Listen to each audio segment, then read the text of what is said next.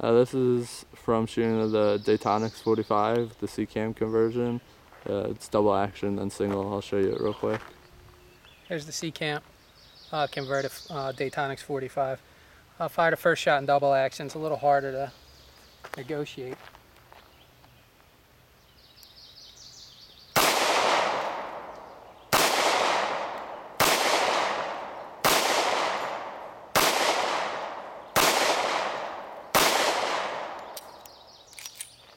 Not too bad.